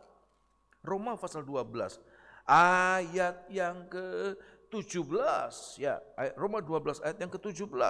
Janganlah membalas kejahatan dengan kejahatan. Suara itu yang dia dengarkan. Bukan suara marah-marah, bukan suara angkara murka dari raja di atas segala raja untuk kesalahan yang dia tidak mengerti. Tapi suara pengampunan. Apa sih salahku sampai kamu kok berkobar-kobar muntap untuk menganiaya aku? Apa sih salahku? Salah apa aku Saulus? Ya, teruskan. Lakukanlah apa yang baik bagi semua orang. Ya. Sedapat-dapatnya. Ya. Kalau hal itu bergantung padamu. Ya. Hiduplah dalam perdamaian dengan semua orang. Ayat 21 perhatikan. Janganlah kamu kalah terhadap kejahatan. Janganlah kamu kalah terhadap kejahatan, membalas kejahatan itu kekalahan. Ya. Tidak akan mengubahkan. Kita tidak pernah menang pada saat orang jahat itu tidak bertobat. Orang jahat itu tidak berubah. Kita tidak menang. Kalaupun dia mati, bukan kemenangan itu. Mereka itu korban juga. Ya. Bukan cuma kita yang jadi korban, mereka itu korban. Melakukan kejahatan tanpa mereka sadari, tanpa pengertian. Ya, tetapi kalahkanlah kejahatan dengan kebaikan. Ini yang dia dengarkan, suara itu yang dia dengarkan.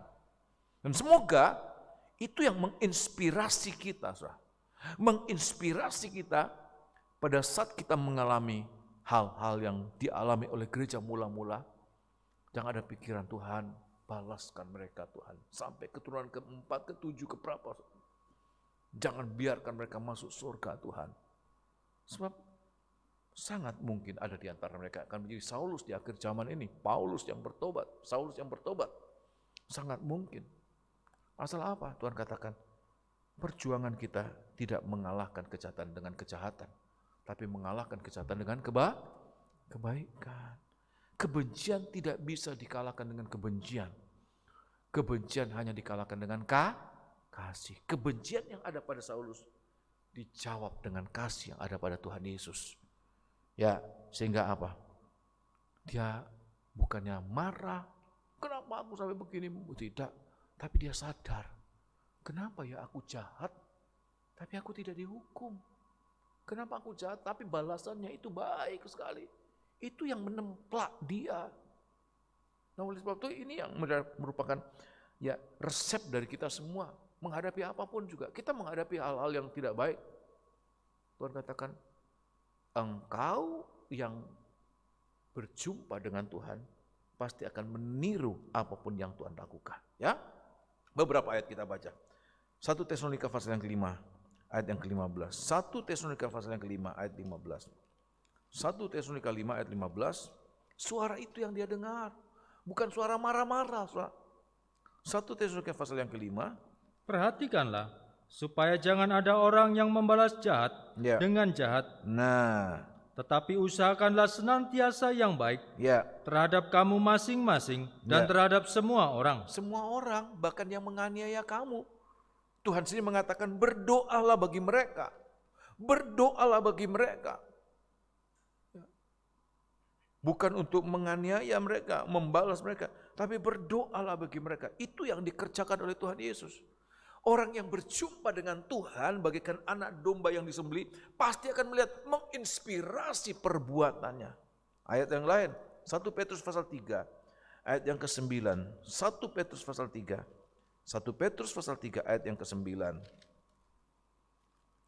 Dan janganlah membalas kejahatan dengan Ya. kejahatan, Nah, jangan membalas kejahatan dengan kejahatan. atau caci maki dengan caci maki, Iya, tetapi sebaliknya, iya. hendaklah kamu memberkati, Nah, karena untuk itulah kamu dipanggil, iya. yaitu untuk memperoleh berkat. Terima kasih ya. Ini yang harus kita alami, Saudara. Jangan membalas caci maki dengan caci maki. Saya pernah menyampaikan ya. Satu saat saya dari mobil diludahi. Kepengen membalas, saya pikir bodoh sekali saya kalau membalas. Ya, diludahi balik. Ya, mobil saya yang kena ludah, bukan orang itu, Saudara. Dan saya tidak mencontoh pribadi Tuhan, ya. Dia tidak membalas yang jahat dengan yang jahat, tapi membalas yang jahat dengan kebaikan. Ya, ini suaranya mendengar. Bagaimana kita juga menyuarakan suara-suara Tuhan. Saat kita dianiaya, saat diperlakukan dengan tidak adil, suara apa yang keluar dari kita? Oleh sebab itu, orang Kristen yang sungguh-sungguh, dan saya melihat, Saudara, ya, justru kalau orang Kristen membela diri, kejahatan dibalas dengan kejahatan, nggak selesai masalahnya. Saya sudah melihat di tanah kelahiran saya, Saudara, bagaimana orang Kristen membalas pada saat mereka dianiaya, pada saat mereka dirusak. Nggak selesai masalahnya. Tuhan tidak akan campur tangan. Tuhan membiarkan mereka. Apa yang terjadi? Semakin susah, semakin sulit hidup mereka. Kenapa? Mereka tidak mencontoh pribadi Tuhan. Saat dianiaya tidak membalas. Ya. Apa yang terjadi? Ya, lebih jahat dan lebih jahat dan lebih jahat. Bukan tersentuh, tapi menjadi semakin marah. Ya. Dan yang ketiga apa, Saudara? Hatinya. Jadi kita lihat matanya memandang kemuliaan Tuhan, telinganya mendengarkan suara yang penuh dengan apa? Kasih. Hatinya tersentuh. Hatinya tersentuh. Ya, sehingga dia katakan apa? Aku merasakan kasih karunia Allah. Hatinya penuh. Aku yang seharusnya mengalami penghukuman. Berulang-ulang kali, hati yang penuh, dia merasakan kemurahan Tuhan. Sehingga itu yang mengubahkan cara hidupnya. Aku tidak akan lagi, bagaimanapun caranya, bagaimanapun apa yang aku alami. 1 Timotius pasal yang pertama, dia tuliskan kepada Timotius. Ya, 1 Timotius pasal yang pertama, ayat yang ke-12, dia katakan apa? Hatinya penuh dengan kasih karunia Allah, merasa kemurahan Tuhan. Jadi orang merasa kemurahan Tuhan, tidak banyak tuntutan, tapi merasa syukur. Makanya Saudara, kalau kita kurang bersyukur, tidak bisa bersyukur, tandanya bahwa hati kita banyak menuntut. Ekspektasi kita terlalu tinggi dengan realita yang kita alami.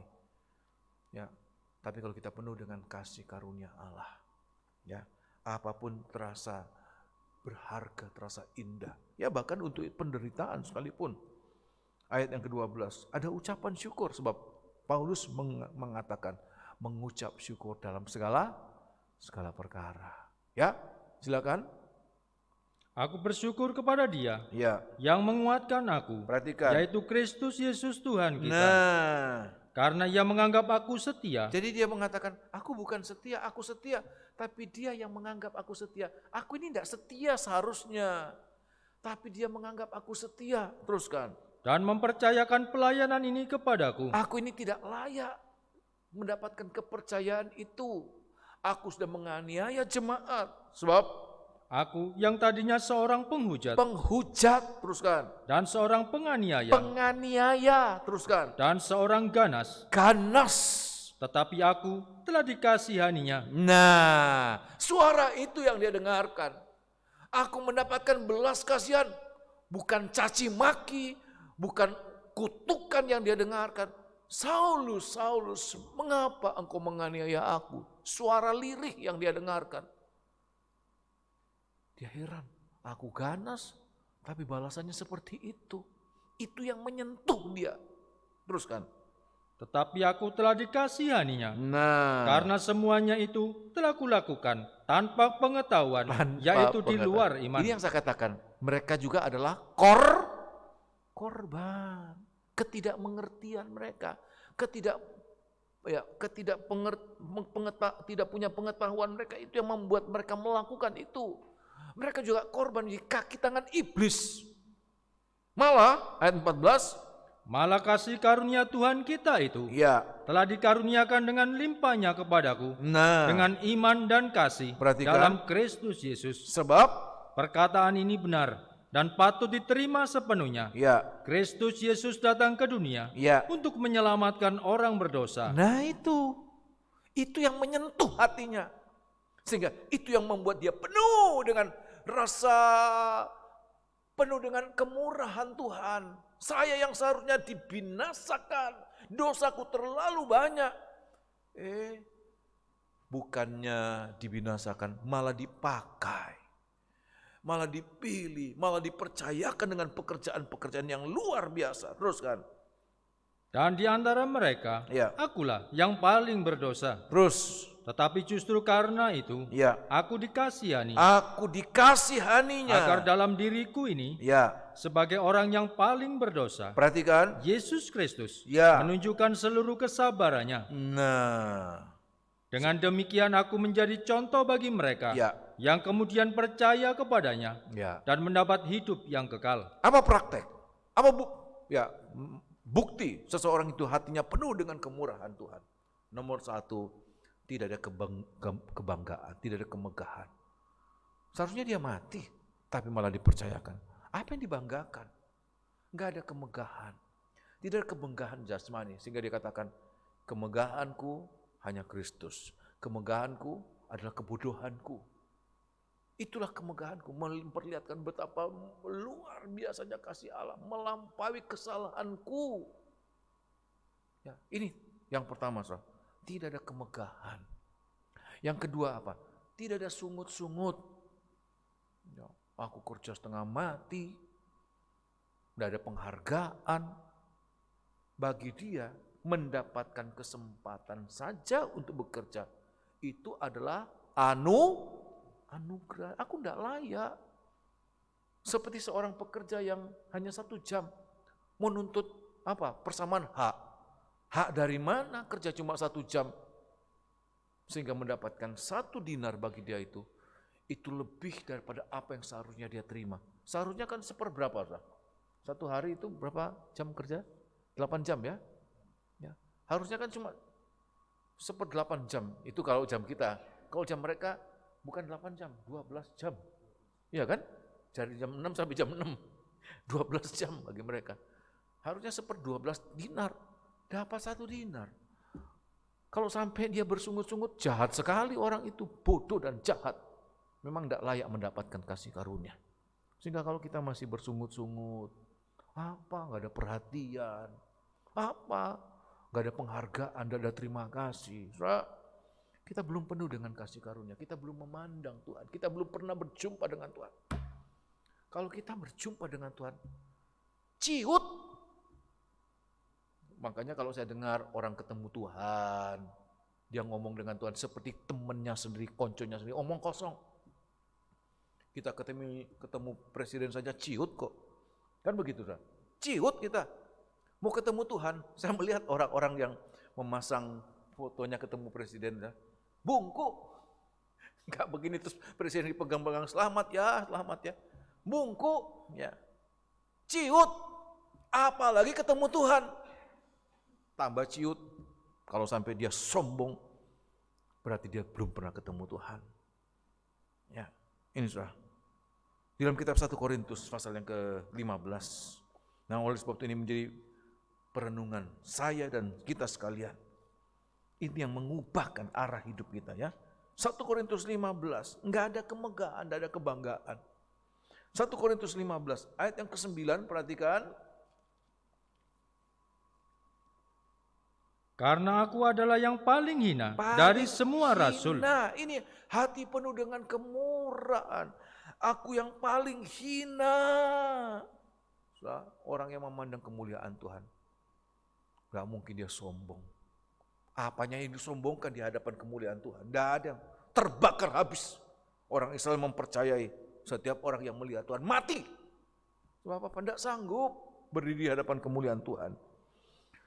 Yeskel, dia gemetar. Celaka aku manusia celaka. Sebab memandang kemuliaan Tuhan. Ya, teruskan. Sebab aku telah menganiaya jemaat Allah. Aku menganiaya jemaat Allah. Yang tidak lain adalah Tuhan sendiri. Ya. Tetapi karena kasih karunia Allah, Kasih karunia-Nya itu juga. aku adalah sebagaimana aku ada sekarang. Aku sebagaimana aku ada sekarang. Dan kasih karunia yang dianugerahkannya kepadaku tidak sia-sia. Enggak sia-sia. Kenapa? Sebaliknya, Ya. aku telah bekerja lebih keras daripada mereka semua. Ya. Tetapi bukannya aku, Enggak sombong, terus kan? melainkan kasih karunia Allah Kasih yang menyertai yang aku. menyertai aku. Sebab itu Baik aku maupun mereka, ya, demikianlah kami mengajar, ya, dan demikianlah kamu menjadi percaya. orang yang penuh dengan kasih karunia, hatinya penuh dengan kasih. Nomor 1, tidak tinggi hati, tidak sombong. Tidak merasa dia pantas mendapatkan sesuatu. Yang kedua, tidak bersungut-sungut. Dan yang ketiga apa sah? Ya, tidak malas. Tapi giat selalu. Bekerja lebih keras lagi. Kenapa? Ya seperti orang cuma dapat pekerjaan untuk 1 jam. Masa mau rokokan lagi, tolak pinggang lagi. Ya malas-malasan kerjanya. Cuma 1 jam. Orang lain sudah bekerja 12 jam. Dia cuma 1 jam. Mau istirahat, apanya yang istirahat? Cuma kerja 1 jam. Bekerja dengan giat. Lebih giat, sangat giat. Tapi walaupun demikian, gak sombong. Sebab apa? Aku mendapatkan kesempatan saja, itu suatu kemurahan. Oleh sebab itu malam hari ini, apa yang kita kerjakan? Keselamatan kita itu loh. Apa yang Tuhan percayakan kepada kita? Saya tidak tahu beban apa yang Tuhan percayakan kepada kita dalam setiap hati kita. Berkorban kek, kalau dia merasakan kemurahan Tuhan, apa yang dia sombongkan? Ya, apa kita bisa membantu Tuhan, menyumbang kepada Tuhan? Kita tidak mampu, Tuhan itu tidak butuh apa-apa dari kita, tapi kita mendapatkan kemurahan. Kalau saja kita bisa memberi kepada Tuhan, ya, itu suatu kemurahan. Tuhan tidak butuh apa-apa dari kita, tapi Tuhan membuka kesempatan untuk kita bisa mengekspresikan kasih karunia yang ada dalam kehidupan kita. Dan Alkitab mengatakan kita tidak malas tapi giat bekerja sampai Tuhan datang. Jangan kendurnya kita, berkurangnya giatnya kita, berkurangnya gairah membuktikan hati kita kosong dari kasih karunia Allah. Kenapa? Mata kita tidak memandang Tuhan, telinga kita tidak mendengar suara Tuhan, sehingga hati kita kosong dari kasih karunia Allah. Malam hari ini, mari masing-masing kita merenungkan. Ada tubuh dan darah Tuhan. Tiap Kamis kita menggunakannya. Jangan anggap itu sesuatu yang biasa. Kesempatan kita makan. Ini daging yang kudus, bahkan maha kudus. Kalau masuk dalam kehidupan kita dan kita tidak mati, bukankah itu adalah anugerah Tuhan? Berarti Tuhan mempercayakan dagingnya dalam daging kita. Mempercayakan darahnya dalam darah kita. Tuhan anggap kita boleh layak menerima apa-apa yang maha kudus. Itulah anugerah Tuhan.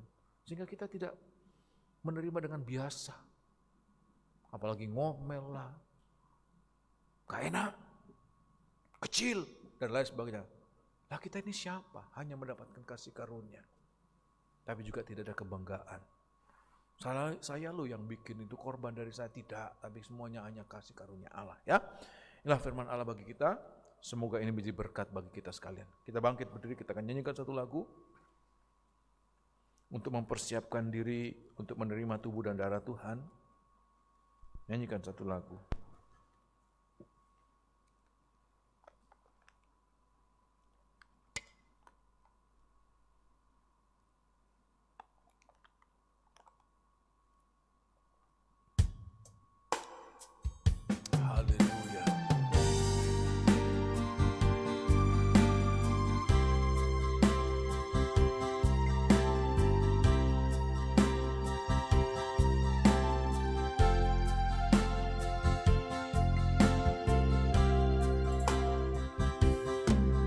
Sejauh timur dari barat, Engkau membuang dosaku.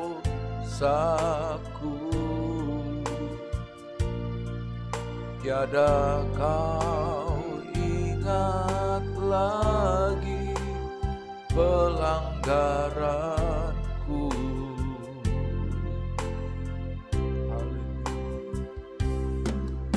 Jauh ke dalam tubir laut, Kau melemparkan dosaku. Tiada Kau perhitungkan kesalahanku. Betapa besar, betapa besar kasih pengampunanmu Tuhan. Tak Kau pandang hina hati yang hancur.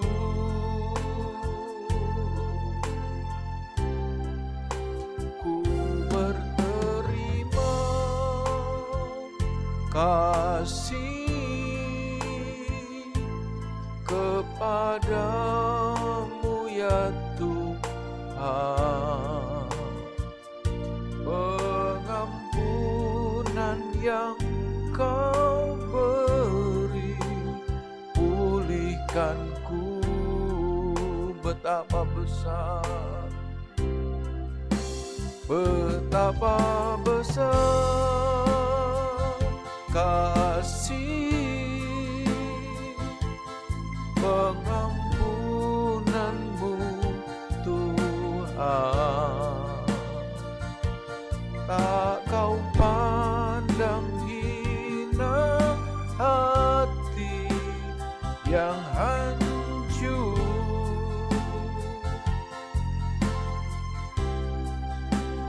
Ku berterima kasih kepadamu ya Tuhan. Pengampunan yang Kau beri, pulihkanku.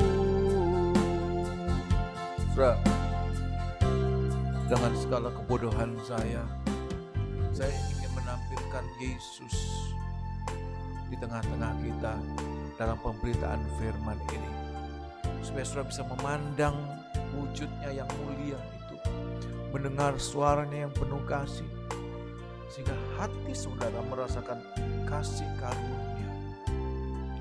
Kita yang tidak layak tapi dilayakkan, kita yang tidak benar tapi dibenarkan, kita yang tidak kudus tapi dikuduskan, kita yang tidak sempurna sedang menuju kepada disempurnakan. Kalau kita melihat semuanya itu adalah hanya pekerjaan Tuhan, apa yang kita banggakan? Oleh sebab itu membalas apa yang dikerjakannya bagi kita. Lakukan bagian kita. Jangan bermalas-malasan, jangan bermegah diri, jangan menyesal, jangan mengomel. Sebab Paulus katakan bersungut-sungut, berbantah-bantah, itu tidak akan mengalami dipermuliakan oleh Tuhan. Tapi mengucap syukur, sebab menyadari tidak pantas bagi kita mendapatkan kepercayaan. Paulus katakan, tidak pantas. Aku seorang penghujat, aku garang, aku penganiaya jemaat. Malah dianggap layak, dipercayakan suatu kepercayaan yang luar biasa. Dijadikan alat pilihan Tuhan, memberitakan namanya di mana-mana. Adakah itu yang kita alami atau tidak? Biar pandang Dia, dengar suaranya. Hati kita dipenuhi dengan kasih karunia. Haleluya. Nyanyikan dengan sungguh-sungguh. Sejauh timur dari barat, bagaimana kita merasakan seharusnya kita tidak layak, dihukum malah seharusnya. tapi justru Tuhan ampuni kita sejauh timur dari barat. Sejauh timur dari barat, membuang dosaku. Tiada kau ingat lagi pelanggaranku.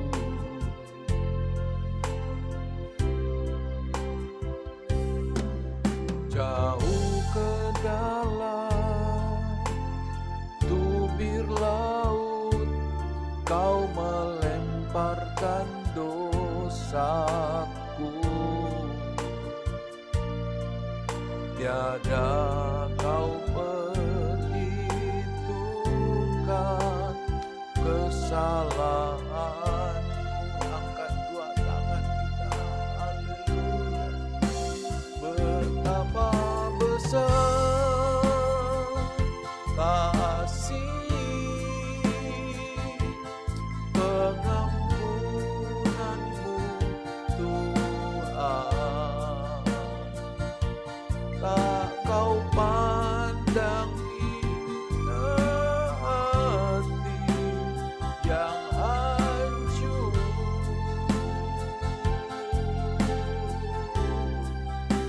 Ku berterima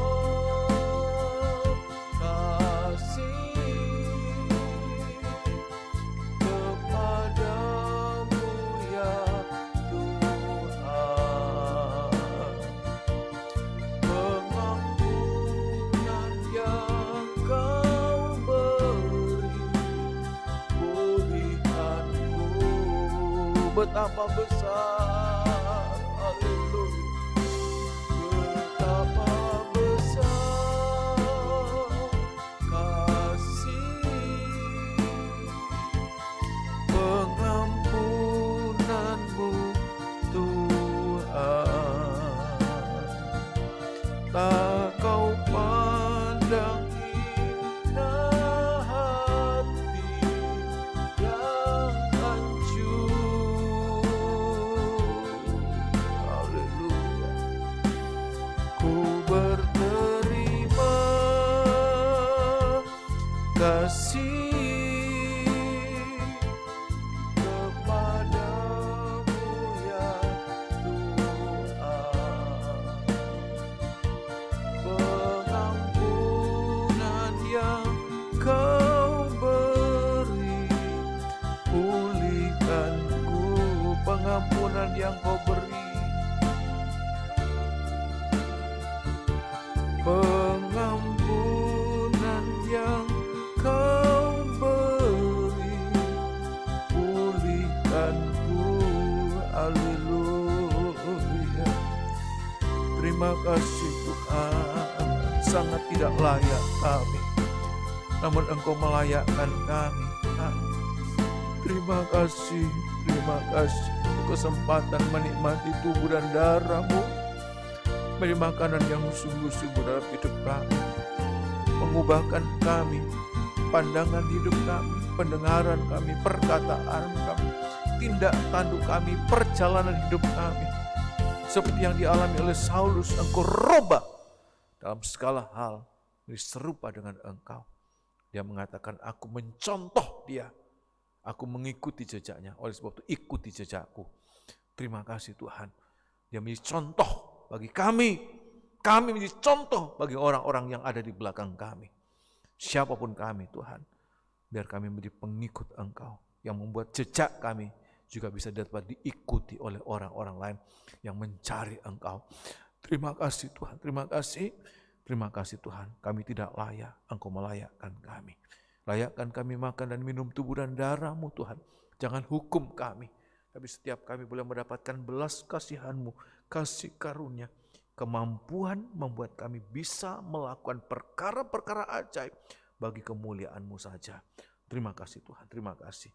Dalam nama Tuhan Yesus, kami alaskan doa kami ini. Haleluya. Amin.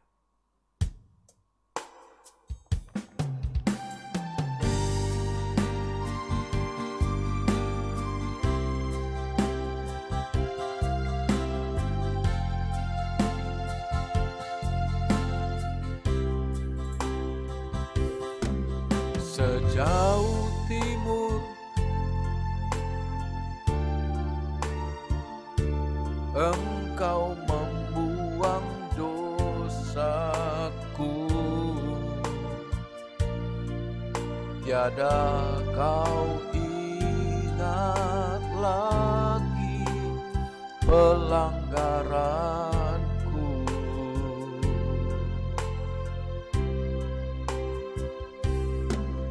Jauh ke dalam tubir laut, Kau melemparkan dosaku. Tiada kau perhitungkan kesalahanku. Betapa besar, betapa besar kasih pengampunanmu, Tuhan. Tak kau pandang hina hati, kita bangkit beri, yang hancur. Ku berterima kasih, ku berterima kasih kepadamu ya Tuhan. Pengampunan yang Kau beri, pulihkanku. Haleluya. Pegang cawan, pegang tubuh Tuhan, roti ini dengan tangan kanan dan naikkan lebih dari kepala kita. Haleluya. Dengarkan firman Tuhan mau berkata kepada kita. Sebab apa yang telah kuteruskan kepadamu, telah aku terima dari Tuhan, yaitu bahwa Tuhan Yesus pada malam waktu Ia diserahkan, mengambil roti, dan sesudah itu Ia mengucap syukur atasnya. Ia memecah-mecahkannya dan berkata, inilah tubuhku yang diserahkan bagi kamu. Perbuatlah ini menjadi peringatan akan aku. Amin. Dalam nama Tuhan Yesus, kita makan dengan percaya.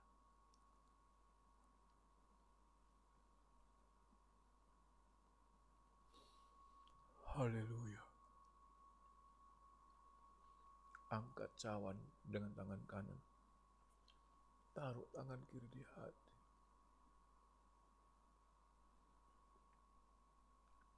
Demikian juga ia mengambil cawan sesudah makan lalu berkata, cawan ini adalah perjanjian baru yang dimeteraikan oleh darahku. Perbuatlah ini setiap kali kamu meminumnya menjadi peringatan akan aku. Amin. Dalam nama Tuhan Yesus, kita minum dengan percaya. Angkat dua tangan kita. Haleluya. Terima kasih Tuhan. Sebab setiap kali kamu makan roti ini dan minum cawan ini, kamu memberitakan kematian Tuhan sampai Ia datang. Terima kasih Tuhan. Seperti Engkau mati untuk Saulus, Engkau juga mati untuk kami Tuhan. Engkau mau tersiksa, Engkau mau teraniaya demi kami, boleh mendapatkan keobahan, mendapatkan pembaharuan, mendapatkan pertobatan yang sungguh-sungguh. Terima kasih Tuhan, kesempatan mengubah hidup kami yang tadinya menuju kepada api neraka, kebinasaan kekal, tetapi boleh menuju kepada kehidupan yang kekal bersama Engkau. Diangkatnya kami menjadi hamba-hamba-Mu, diangkatnya kami menjadi imam-imam, menjadi raja-raja, bahkan menjadi mempelai wanita-Mu Tuhan. Terima kasih Tuhan, tidak layak sama sekali. Kami yang tidak kudus, Engkau kuduskan kami, bagaikan bahkan menjadi maha kudus. Terima kasih Tuhan, terima kasih. Terima kasih Tuhan, ampuni kami. Ampuni ketidakmengertian kami. Ampuni kesalahan kami dalam berpikir, dalam berucap, dalam bertindak, dalam bersikap Tuhan. Kalau sikap-sikap kami, apa yang kami praktekkan tidak sesuai dengan apa yang seharusnya kami tiru dari Engkau, kami mencontoh dari Engkau, ampuni. Berikan kami kesempatan untuk memperbaiki diri, supaya dalam segala hal kami benar-benar mencontoh Engkau Tuhan. Terima kasih Tuhan. Malam hari ini kami sudah mendengarkan firman-Mu, kami makan dan minum tubuh dan darah-Mu. Biarlah karakter ilahi masuk melimpah dalam hidup kami ini. Terima kasih Tuhan, berbicaralah kepada kami selanjutnya.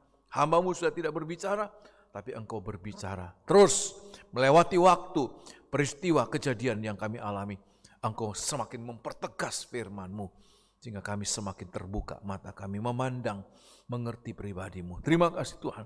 Dalam nama Tuhan Yesus kami alaskan doa kami ini. Haleluya. Amin.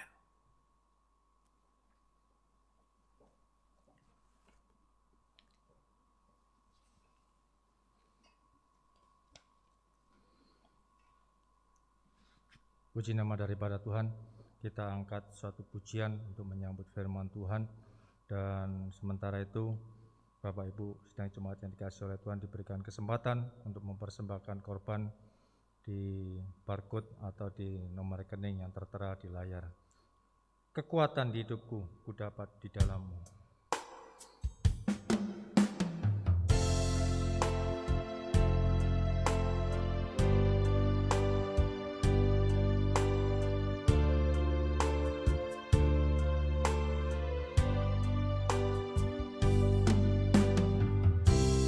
Kekuatan di hidupku